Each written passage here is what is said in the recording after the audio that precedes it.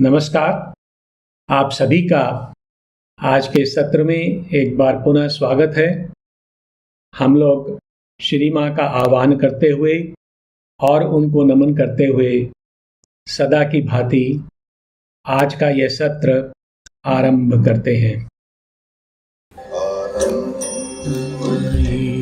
चैतन्यमयी सत्यमयी आनंदमयी चैतन्यमयी सत्यमयी आनंदमयी चैतन्यमयी सत्यमयी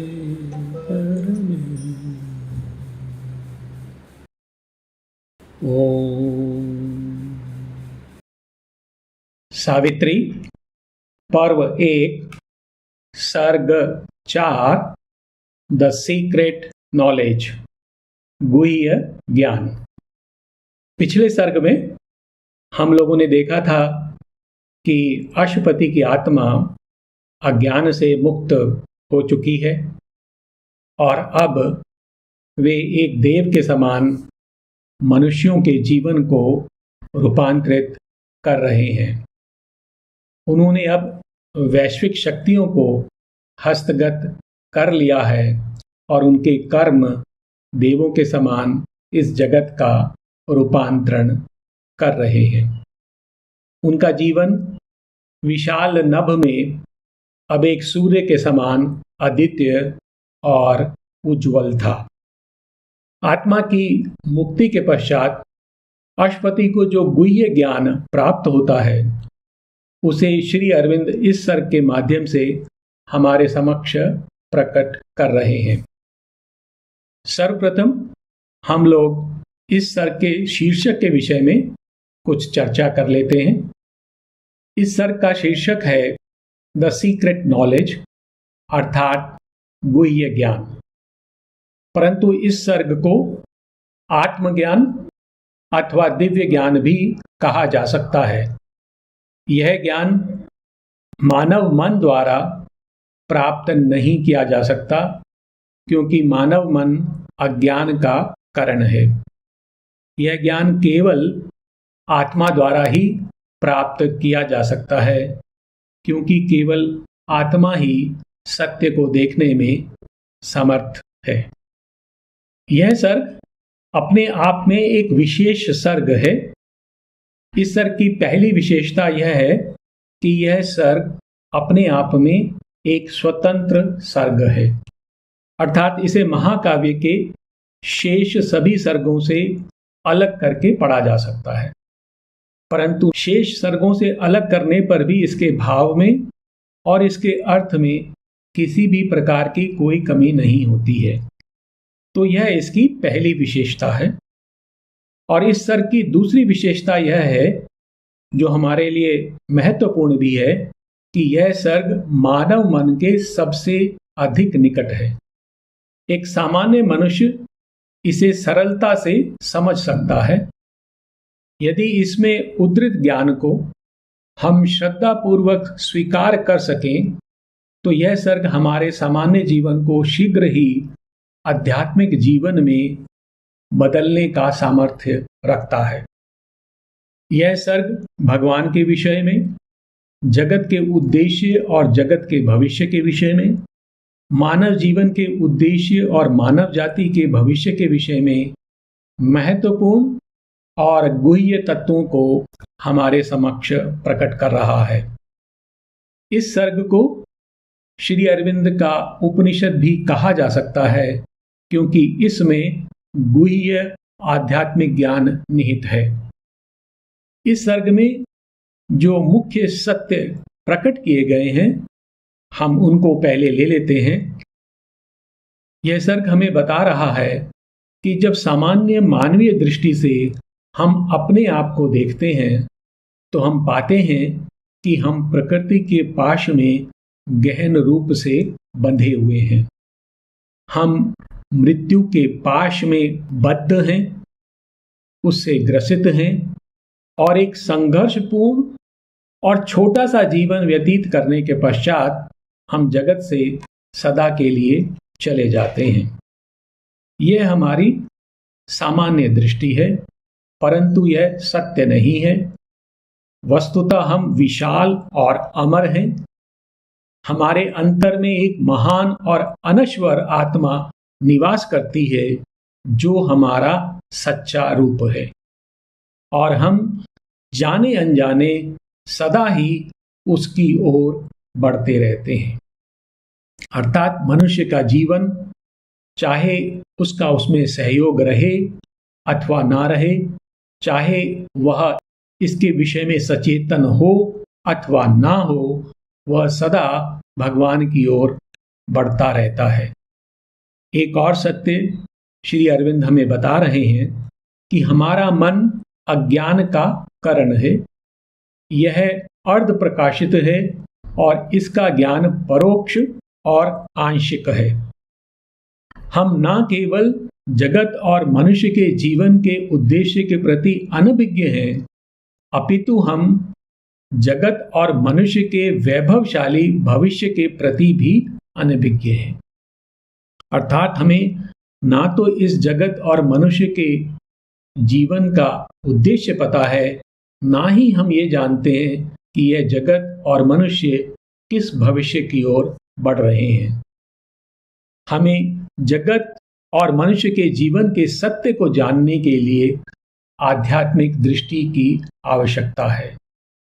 हम इसे अपने सामान्य मन से अथवा मानसिक चेतना से नहीं जान सकते हैं। जगत के विषय में श्री अरविंद हमें इस सर्ग में बता रहे हैं कि यह जगत विकासशील है। मनुष्य पशु से उत्पन्न हुआ है और धीरे धीरे वह एक देव की ओर विकसित हो रहा है।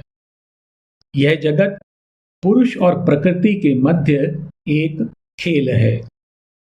यद्यपि पुरुष और प्रकृति एक दूसरे के बिल्कुल विपरीत प्रतीत होते हैं और ऐसा प्रतीत होता है कि वे कभी एक नहीं हो सकते, परंतु वस्तुतः वे परात्पर के अभिन्न अंग हैं और एक ही हैं।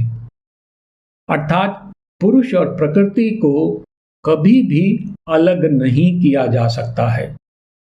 यह जगत परात्पर की अभिव्यक्ति है और उसी ने इस जगत की रचना हेतु अपनी ही सत्ता से पुरुष और प्रकृति की रचना की है। और जगत की इस लीला में हम एक अभिनेता के समान हैं और अपनी भूमिका निभा रहे हैं, परंतु ना तो हम जगत के उद्देश्य से अवगत हैं और ना ही इसकी गुह्य क्रिया से। श्री अरविंद हमें बता रहे हैं कि यह जगत मिथ्या नहीं है, अपितु सत्य है। एक और स्थान पर श्री अरविंद उपनिषद के श्लोक नंबर 1 में श्री अरविंद हमें बताते हैं कि जगत अपि ब्रह्म तत्सत्यम न मिथ्या। अर्थात यह जगत भी ब्रह्म है, यह सत्य है, मिथ्या नहीं है। और इसके पश्चात वे हमें इस जगत का उद्देश्य बता रहे हैं कि इसमें गोपित भगवान को भौतिक रूप में अभिव्यक्त करना ही इस जगत का उद्देश्य है। पृथ्वी के विषय में यह सर्ग हमें बता रहा है कि अनंत युगों के श्रम के पश्चात पृथ्वी ने एक अस्थिर और अशक्त जीवन, एक ऐसा जीवन जो अनस्टेबल है, जो कमजोर है और एक अज्ञ विचार प्राप्त किया है। अर्थात उसने मनुष्य की रचना की है जिसका विचार अज्ञान से प्रेरित है और जिसका जीवन शक्तिहीन है। उसने मनुष्य का निर्माण किया है, परंतु उसने अभी अपने लक्ष्य को प्राप्त नहीं किया है। अर्थात यह धरा विकासशील है और यह अपने लक्ष्य की ओर बढ़ रही है और इस पृथ्वी का लक्ष्य है दिव्य मानव को धरा पर प्रकट करना। इस सर्ग में श्री अरविंद हमें देवों के विषय में भी बता रहे हैं। वे बताते हैं कि देव जगत के ऊर्ध्व में स्थित रहते हैं और वे जगत के निर्माता हैं। वे पृथ्वी के संघर्ष के रहस्यमय उद्देश्य को जानते हैं और वे पृथ्वी के कार्यों की देखरेख करते हैं और उसका मार्गदर्शन करते हैं। देवों के विषय में श्री अरविंद बताते हुए हमें आगे कहते हैं कि मानवीय दुखों से मुक्त, अर्थात जो दुख हम भोगते हैं उनसे वे मुक्त रहते हैं और वे परम आनंद में निवास करते हैं। उनका अपना कोई व्यक्तिगत लक्ष्य नहीं होता है, वे केवल भागवत संकल्प के लिए ही कार्य करते हैं और इसलिए कोई भी पुकार अथवा कोई भी प्रार्थना उन्हें अपने मार्ग से नहीं हटा सकती। इसके पश्चात श्री अरविंद इस सर्ग के द्वारा संपूर्ण मानव जाति को एक महान आश्वासन दे रहे हैं। वे हमें बता रहे हैं कि संघर्ष भरे इस विशाल जगत में हमें असहाय नहीं छोड़ दिया गया है। एक दिव्य हस्त हमारी सहायता के लिए सदा तत्पर रहता है, अर्थात भगवान सदा हमारे साथ रहते हैं। एक शक्तिशाली मार्गदर्शन और एक गुह्य आध्यात्मिक सहायता सदा हमारे साथ है, जो सभी प्रकार के कष्टों, संघर्षों और पराजयों के मध्य हमारा मार्गदर्शन करती रहती है। अर्थात दुख से, संघर्ष से और कष्टों से भरे जीवन में भगवान एक क्षण के लिए भी हमारा साथ नहीं छोड़ते हैं। फिर वे बताते हैं कि हमने भागवत संकल्प को पूर्ण करने के लिए इस जगत में जन्म लिया है। हमें इस साहसिक कार्य के पुरस्कार के रूप में सचेत अमरता अर्थात कॉन्शियस इमॉर्टलिटी का वरदान दिया गया है। वस्तुतः हम अमर हैं, परंतु हम अपनी अमरता के प्रति सचेत नहीं हैं। परंतु यह पुरस्कार हमारे लिए नियत है कि हम कॉन्शियस इमॉर्टलिटी को अर्थात सचेत अमरता को प्राप्त करेंगे।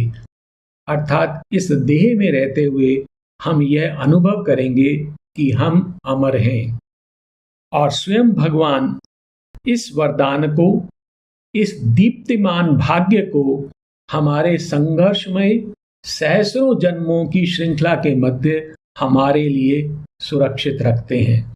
अर्थात यह जो हमारा भाग्य है यह भगवान के हाथ में सुरक्षित है और कोई भी यह हमसे छीन नहीं सकता है। यह जो सत्य मैंने आपके समक्ष रखे, मूलतः इस सर्ग का यह सार है। और अब हम इस सर्ग को पंक्तिशः पढ़ते हैं। On a height he stood that looked towards greater heights। तो ये पंक्ति अश्वपति के विषय में है कि अश्वपति की आत्मा अब प्रकृति के पाश और अज्ञान से मुक्त हो चुकी है।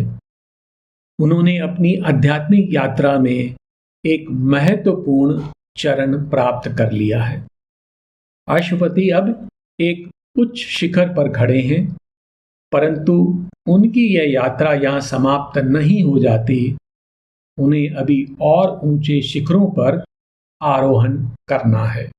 On a height he stood that looked towards greater heights।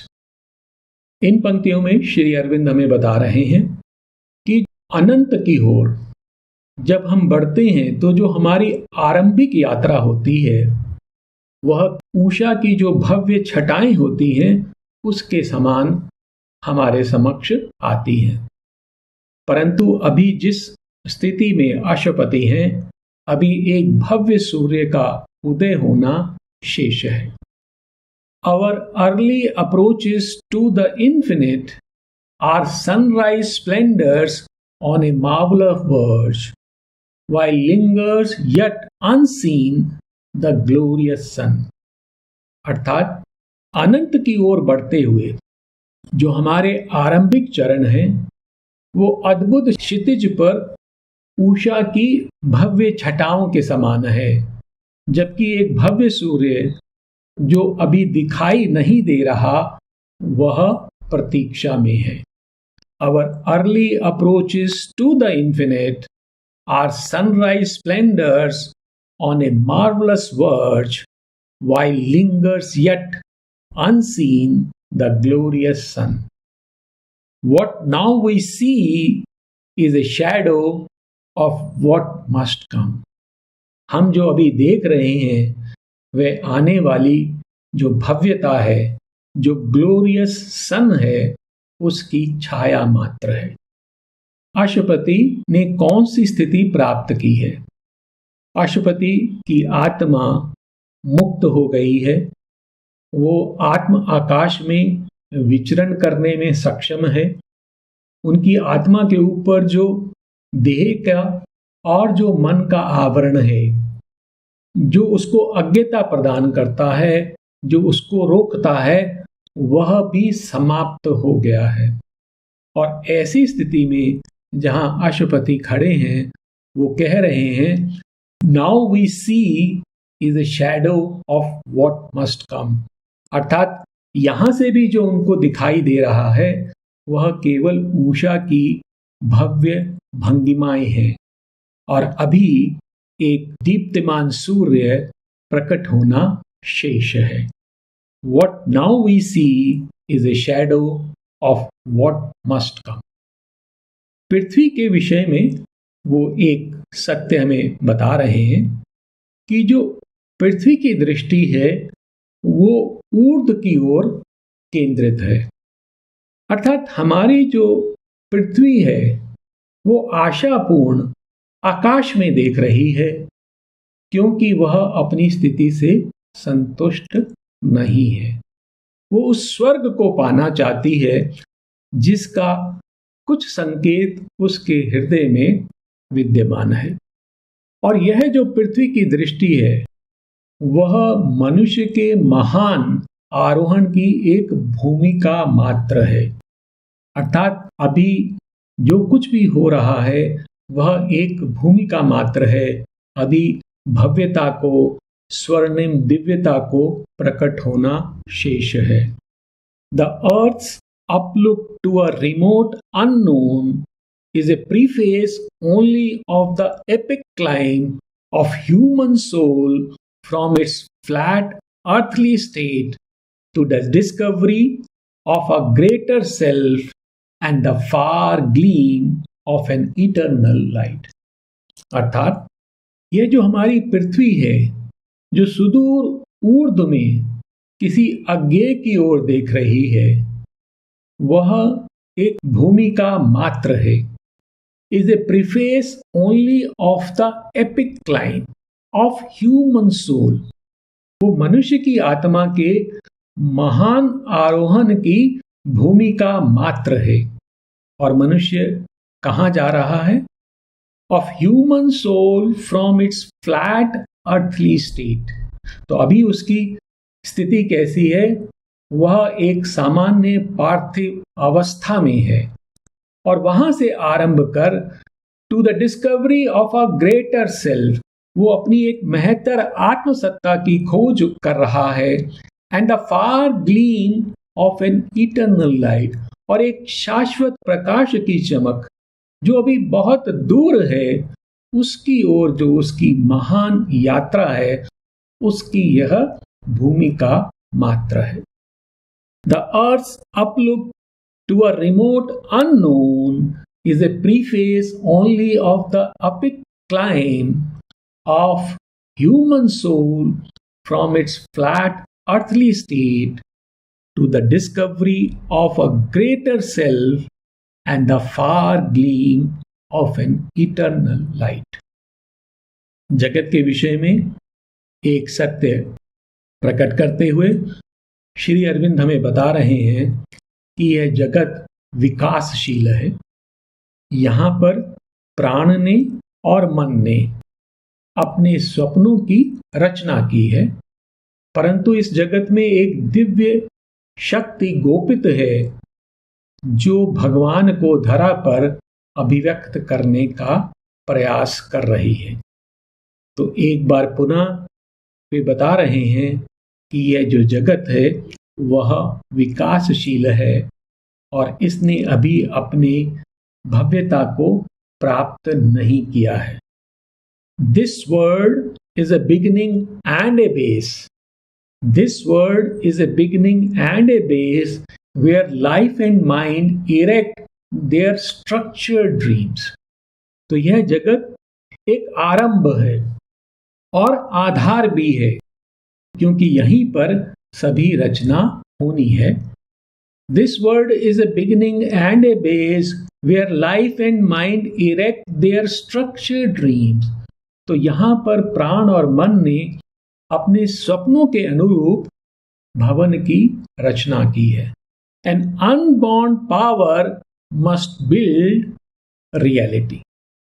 और एक अजन्मी शक्ति है, एक आत्मा की शक्ति है जो अभी इस जगत में गोपित है, उसको वास्तविकता का निर्माण करना होगा, अर्थात जो इस जगत का जो सत्य है उसको प्रकट करना होगा। और वह सत्य क्या है? भौतिक रूप में भगवान को अभिव्यक्त करना। This world is a beginning and a base where life and mind erect their structured dreams, and unborn power must build reality. और अब जो पंक्तियां हैं वो हमें मनुष्य के विषय में बता रही हैं कि मनुष्य मृत्यु से बंधा हुआ एक छोटा जीव मात्र नहीं है। वह अमर है, वह विशाल है, परंतु वह अपनी महानता के प्रति अनभिज्ञ है। A death bound littleness is not all we are. तो हम कोई ऐसी लघुता नहीं है जो मृत्यु से बंधी हुई है।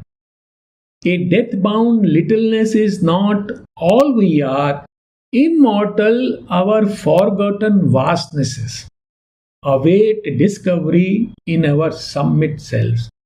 अर्थात हमारी सत्ता बहुत विशाल है और वह अमर है। इमॉर्टल आवर फॉरगॉटन वास्टनेसेस, परंतु उनको हम भूल गए हैं, विस्मृत कर चुके हैं। Immortal our forgotten vastnesses await discovery in our summit self. परंतु ये जो हमारी विशालताएं हैं ये अभिव्यक्त होने की प्रतीक्षा में हैं, और ये कब अभिव्यक्त होंगी? जब हम अपनी सत्ता के शीर्ष को प्राप्त करेंगे। A death-bound littleness is not all we are. Immortal our forgotten vastnesses await discovery in our summit self. Unmeasured breadths and depths of beings are ours. तो हमारी जो सत्ता है उसका जो विस्तार है और उसकी जो गहनताएं हैं वो असीमित हैं, उनको मापा नहीं जा सकता है। Unmeasured breadths and depths of being are ours. मनुष्य की महानता बताने के पश्चात श्री अरविंद हमें प्रकृति की महानता के विषय में बता रहे हैं कि प्रकृति भी स्वर्ग के समान रहस्यमयी और शाश्वत है। Akin to the ineffable secrecy, mystic, eternal in unrealized time, neighbors of heaven are nature's altitudes. तो वो क्या कह रहे हैं कि यह जो प्रकृति है, akin to the ineffable secrecy, अर्थात जो दिव्य गुह्यता है, जो अकथनीय है, इनएफेबल सीक्रेसी, उसकी यह संबंधी है, सजातीय है। अर्थात यह भी गुह्य है, यह भी अकथनीय है। Akin to the ineffable secrecy, mystic, ये रहस्यमयी है। तो प्रकृति जो हमें दिखाई देती है वही सब कुछ नहीं है, उसके अंदर एक रहस्य गोपित है। इटर्नल इन अनरियलाइज्ड टाइम, वो शाश्वत है परंतु अव्यक्त काल में, अर्थात वह शाश्वतता अभी व्यक्त नहीं हुई है। Neighbours of heaven are nature's altitude, अर्थात प्रकृति के जो शिखर हैं वो स्वर्ग के पड़ोसी हैं। Akin to the ineffable secrecy, mystic eternal in unrealised time, neighbours of heaven are nature's altitudes. और इसी कारण यह जो प्रकृति है यह सक्षम है उस सत्य को प्राप्त करने के लिए जो इसके अंतर में गोपित है। जब हम बाहर से देखते हैं तो प्रकृति की जो क्रिया है वह हमें अज्ञता से और नश्वरता से आरोपित दिखाई देती है। ऐसा लगता है कि प्रकृति संघर्षमय है, परंतु वस्तुतः प्रकृति न केवल अमर है, रहस्यमयी है, वह सक्षम है उस सत्य को पाने के लिए जो उसके अंदर गोपित है, जो कार्य उसे दिया गया है। केवल वह अभी उससे दूर है, वह विकासशील है, वह उस ओर बढ़ रही है। Akin to the ineffable secrecy, mystic eternal in unrealised time, neighbours of heaven are nature's altitudes. और यदि प्रकृति इसके लिए सक्षम नहीं होती तो इस धरा पर दिव्य मानव को प्रकट करना संभव ना होता। अब पुनः श्री अरविंद हमें मनुष्य के विषय में बता रहे हैं। वे बता रहे हैं कि हमारे अंतर में, हमारे हृदय में एक प्यास है, एक अभीप्सा है, और वह अभीप्सा अनंत को पाने की अभीप्सा है जो निरंतर हमारे अंतर में प्रज्वलित रहती है। हमारे अंतर में एक स्पंदन है जो इन उन्नत क्षेत्रों की ओर संकेत करता रहता है। To these high peak dominions seal to our search, too far from surface nature's postal routes, too lofty for our mortal lives to breathe, deep in us a forgotten kinship points। kinship मतलब हम सजातीय हैं, हमारे अंतर में एक संबंध है। किससे संबंध है? दिव्यता से, स्वर्ग से, भगवान से। Deep in us A forgotten kinship points, और यह जो हमारे अंदर संबंध है दिव्यता से, इसको हम विस्मृत कर चुके हैं, परंतु ये किस ओर संकेत करता है? To these high peak dominion seal to our search. तो ये जो ऊंचे क्षेत्र हैं जो हमारी खोज के लिए निषिद्ध हैं, high peak dominion seal to our search, तो वो क्षेत्र जो हमारी खोज के लिए निषिद्ध हैं, यह उनकी ओर संकेत करता है। Too far from surface nature postal routes, जो प्रकृति के सतही मार्ग जिन पर हम चलते रहते हैं उससे बहुत दूर है। Too lofty for our mortal lives to breathe, जो हमारे नश्वर जीवन के श्वास लेने के लिए बहुत ऊंचे हैं, अर्थात वह इतने ऊंचे हैं कि वहां जाने पर हम श्वास नहीं ले सकते, अर्थात हम वहां जी नहीं सकते हैं। उन क्षेत्रों की ओर ये हमारे अंतर में एक विस्मृत संबंध है जो संकेत करता रहता है। To these high peak dominion seal to our search, too far from surface nature's postal routes, too lofty for our mortal lives to breathe, deep in us A forgotten kinship points. और तभी अंतर में हमारे एक असंतोष रहता है, एक प्यास हमारे अंतर में बनी रहती है, क्योंकि हम इन क्षेत्रों से जुड़े रहते हैं। And a faint voice of ecstasy and prayer calls to those lucent lost immensities. और हमारे अंतर में एक ऐसी प्रार्थना और एक ऐसा आनंद, उसकी जो मंद वाणी है, इन खो चुकी दीप्तमान विशालताओं को बुलाती है। And a faint voice of ecstasy and prayer calls to those lucent lost immensities.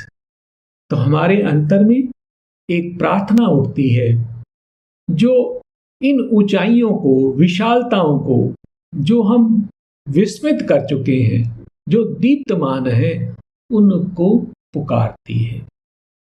और यह पंक्तियां जो हमारे समक्ष हैं बहुत सुंदर हैं और एक महत्वपूर्ण सत्य हमारे समक्ष प्रकट कर रही हैं।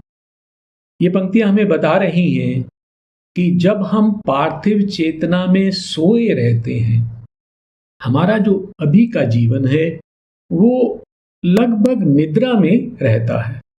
हम बहुत समय अचेतनता में निवास करते हैं। जब हम पार्थिव चेतना में सोए रहते हैं, तब भी हमारी सत्ता में ऐसे अंश होते हैं जो प्रकाश की ओर बढ़ते रहते हैं। हम चाहे उसके प्रति सचेत हों या अचेत, हम निरंतर भगवान की ओर बढ़ते रहते हैं। हमारे अंतर में शांत स्वर्ग है, परमानंद के स्वर्णिम लोक हैं और देवों के मंदिर हैं जिन्हें हम देख नहीं पाते हैं। अर्थात वह सब वैभव हमारे हृदय में विद्यमान है। Even when we fail to look into our souls or lie embedded in earthly consciousness, still have we parts that grow towards the light. तो यहां तक कि जब हम अपनी आत्मा में देखना भूल जाते हैं, अर्थात हम अंतर्मुखी होने की अपेक्षा बहिर्मुखी रहते हैं, even when we fail to look into our souls or lie embedded in earthly consciousness, या पार्थिव चेतना में लिप्त होकर सोए रहते हैं, अचेत रहते हैं, still have we parts that grow towards the light. फिर भी हमारी सत्ता में कुछ ऐसे अंश होते हैं जो प्रकाश की ओर बढ़ते रहते हैं। Yet are there luminous tracts and heaven serene. तब भी हमारे अंतर में चमकदार पथ हैं, शांत स्वर्ग विद्यमान है। Yet are there luminous tracts and heaven serene and Eldorados of splendor and ecstasy. वैभव से भरे हुए, परमानंद लिए हुए हमारे अंतर में स्वर्णिम लोक हैं।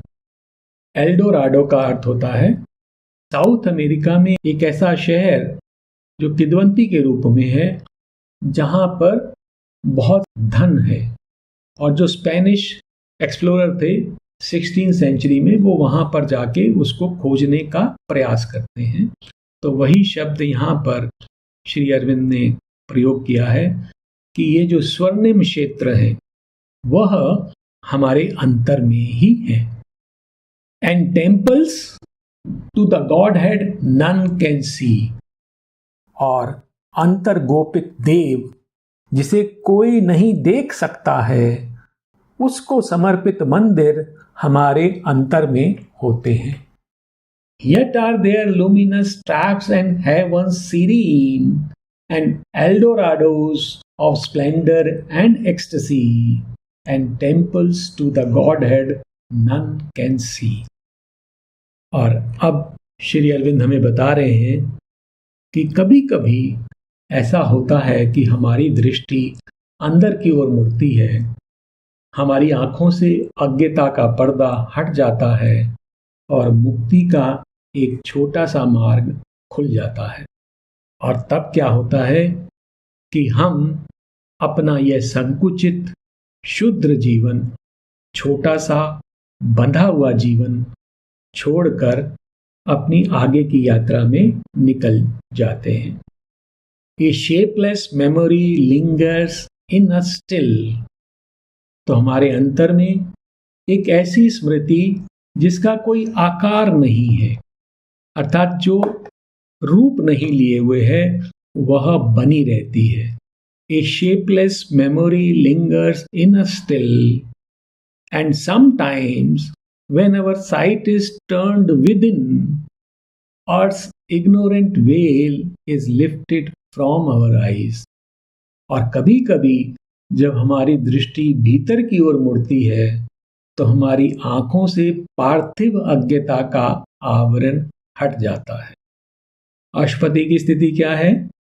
उसकी आत्मा से देह और मन का आवरण, जो अज्ञता का कारण है, वो हट चुका है।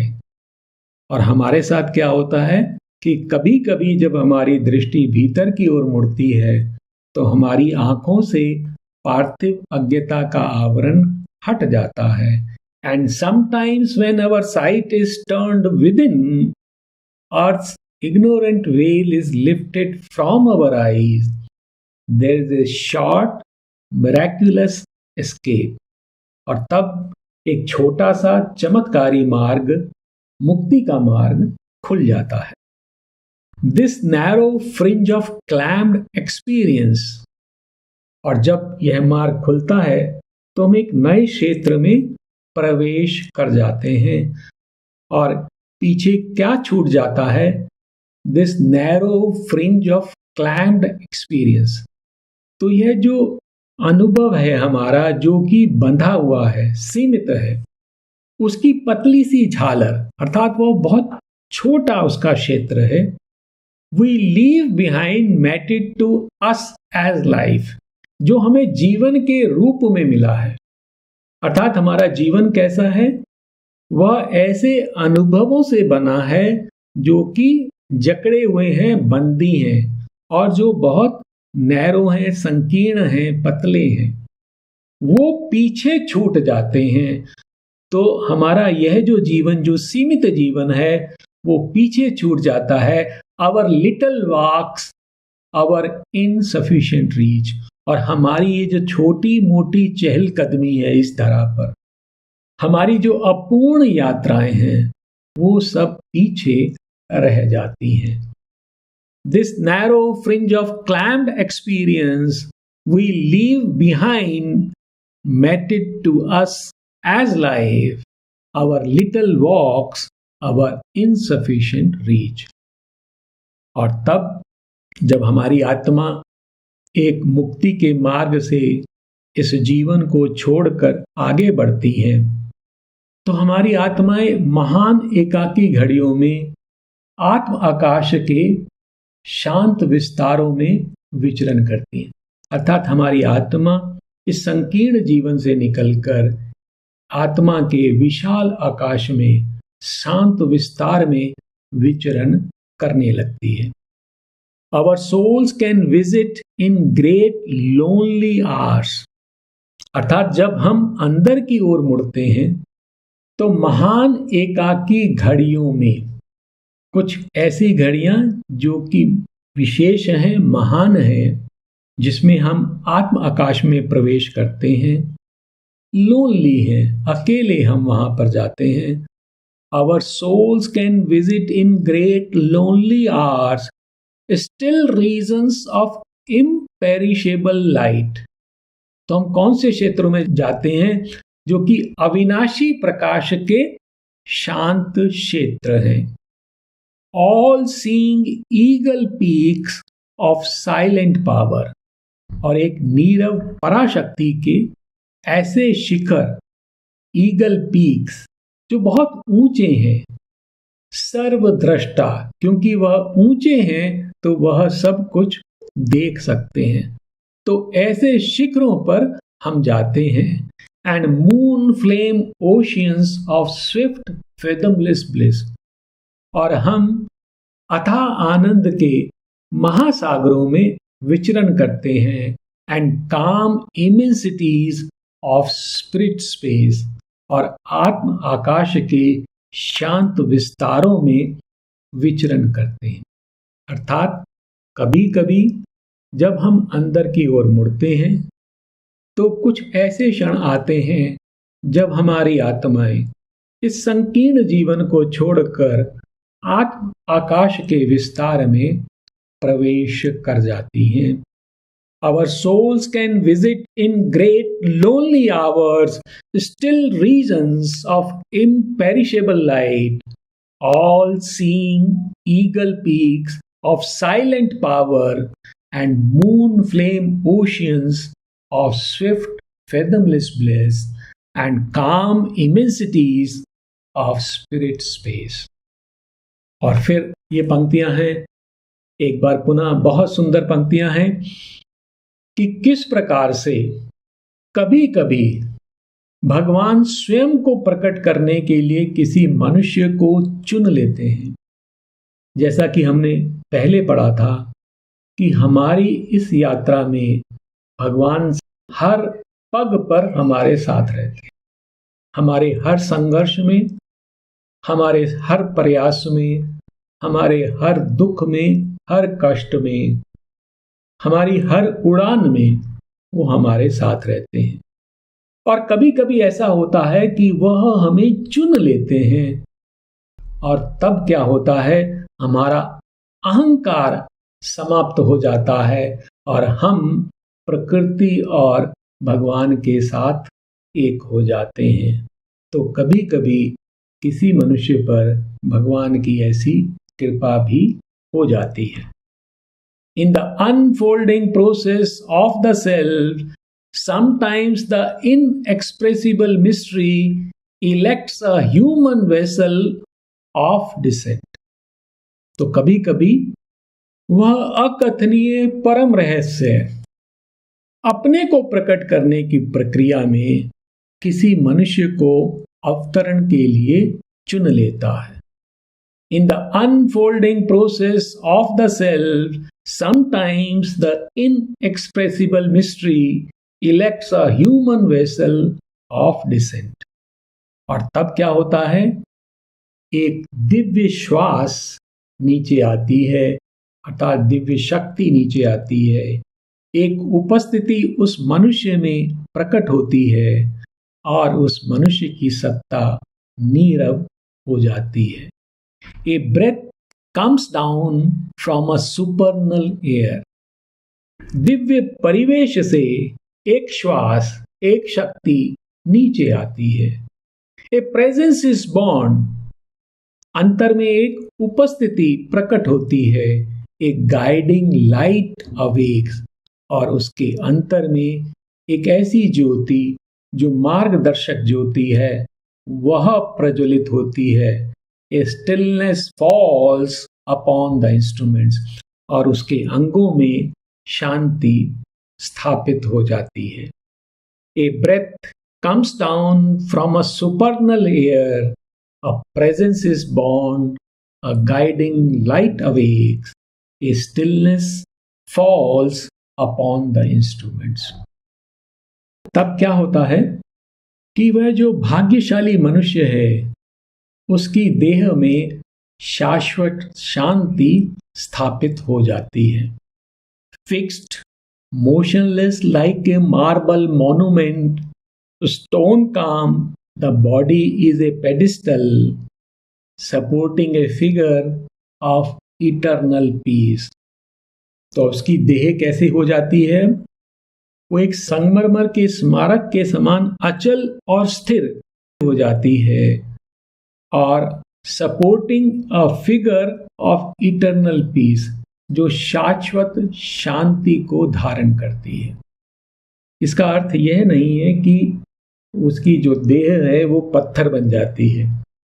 इसका अर्थ ये है कि उसकी देह जो है उस शाश्वत शांति को धारण करने के लिए सक्षम हो जाती है, और जब शांति उसके अंतर में होती है और वह अगर निश्चल विराजमान है तो वह एक मार्बल मॉन्यूमेंट के समान दिखाई देता है, एक संगमरमर के स्मारक के समान उसकी देह दिखाई देती है। Fixed, motionless, like a marble monument, stone calm, the body is a pedestal. वो देह जो है आधार बन जाती है, supporting a figure of eternal peace, और शाश्वत शांति को धारण कर लेती है। इससे आप कोरिलेट कर सकते हैं जो महात्मा बुद्ध की जो प्रतिमा है जिसमें शांति परिलक्षित होती है, उसी प्रकार का वह व्यक्ति की स्थिति हो जाती है। या फिर एक ऐसी शक्ति जो सब कुछ प्रकट कर देती है, ज्वाला सम हठात उस मनुष्य के अंतर में प्रवेश कर जाती है। और a revealing force sweeps blazing in out of some vast superior continent, knowledge breaks through trailing its radiant seas and nature trembles with the power the flame। तो ये कब होता है? जब भगवान किसी मनुष्य को चुन लेते हैं अपनी सत्ता को उसमें अवतरित करने के लिए। और a revealing force sweeps blazing इन, या फिर एक ऐसी शक्ति जो सब कुछ प्रकट कर देती है, ज्वाला सम हठात प्रवेश कर जाती है।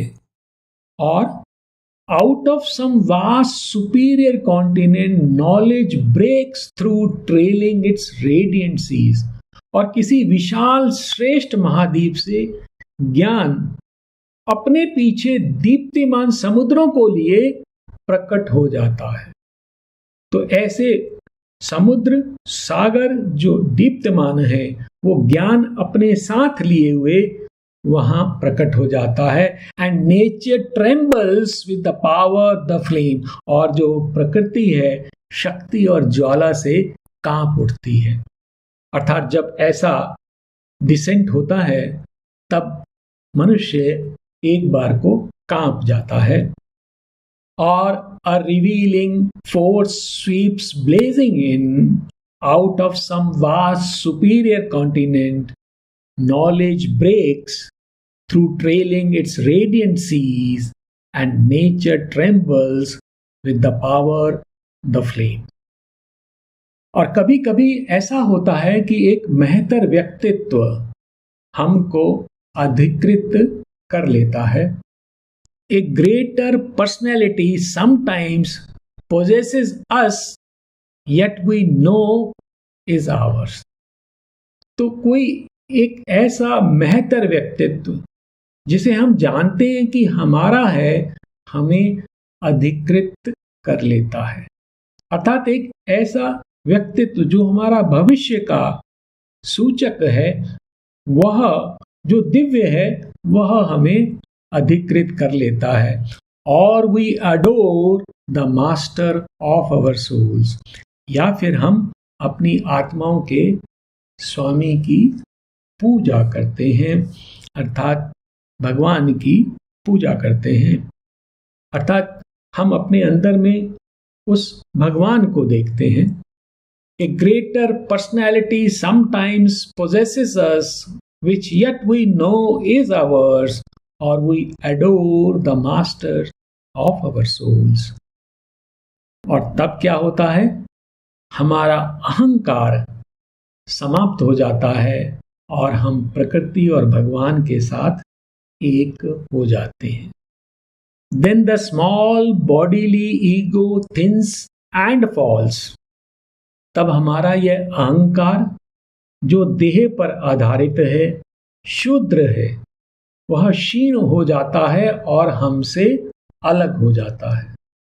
Then the small bodily ego thins and falls, no more insisting on its separate self, losing the punctilio of its separate birth, it leaves us one with nature and with God। जब यह हमारा अहंकार क्षीण हो जाता है तो यह अपनी पृथक सत्ता पर और अधिक हट नहीं करता है। No more insisting on its separate self, अर्थात जो परम सत्ता है उससे अलग होने पर यह हट नहीं करता है, losing the punctilio of its separate birth, और यह जो अपने पृथक जन्म की शुद्ध औपचारिकता है उसको त्याग देता है। पंक्टिलियो शब्द का अर्थ होता है एक कोई छोटा लेकिन महत्वपूर्ण बिंदु जो कि हमें दूसरों से अलग करता है, फॉर्मेलिटी का, एटिक्वेट का, कोई विशिष्टता।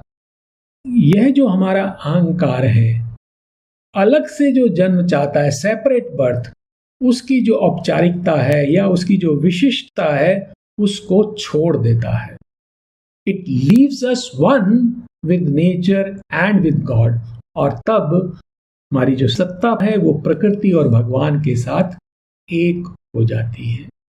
Then the small bodily ego thins and falls, no more insisting on its separate self, losing the punctilio of its separate birth, it leaves us one with nature and with God. तो यहाँ पर हम आज का ये सत्र इसको विराम देंगे, और जो आज हमने कुछ महत्वपूर्ण बातें इन पंक्तियों में देखी हैं उनका एक बार स्मरण कर लेते हैं। तो इस प्रकार से ये जो कुछ भाव हमारे समक्ष आए थे, जिसमें से प्रथम था कि यह जगत विकासशील है, और यहाँ पर अभी तक प्राण और मन ने अपने सपनों को अभिव्यक्त किया है, उनकी रचना की है, परंतु इस जगत में एक दिव्य शक्ति गोपित है जो भविष्य में भगवान को धरा पर अभिव्यक्त करने के लिए कार्य कर रही है। प्रकृति की महानता के विषय में हमने पढ़ा कि प्रकृति भी स्वर्ग के समान रहस्यमयी और शाश्वत है। मनुष्य की महानता के विषय में हमने पढ़ा कि मृत्यु से बंधा हुआ जो मनुष्य है एक छोटा जीव मात्र नहीं है, वह अमर है, वह विशाल है, परंतु वह अपनी जो महानता है, अपनी अमरता है, उसके प्रति अनभिज्ञ है। फिर एक महत्वपूर्ण सत्य हमारे समक्ष आया कि हमारे अंतर में अनंत को पाने की एक अभीप्सा निरंतर प्रज्वलित रहती है। जब हम पार्थिव चेतना में सोए रहते हैं तब भी हमारी सत्ता में कुछ अंश ऐसे होते हैं जो प्रकाश की ओर बढ़ते रहते हैं, और कभी कभी परम सत्ता स्वयं को प्रकट करने के लिए किसी मनुष्य को चुन लेती है, तब उसका अहम समाप्त हो जाता है और वह प्रकृति और भगवान के साथ एक हो जाता है। तो अब हम शांति मंत्र का पाठ करते हुए, श्री मां को नमन करते हुए, उनको धन्यवाद देते हुए इस सत्र को विराम देंगे।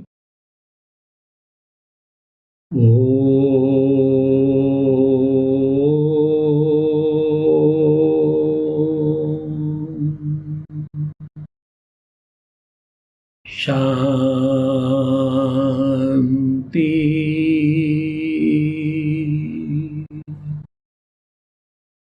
शांति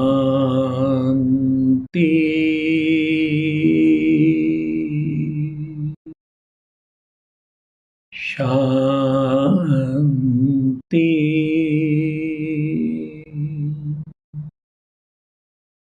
ओम।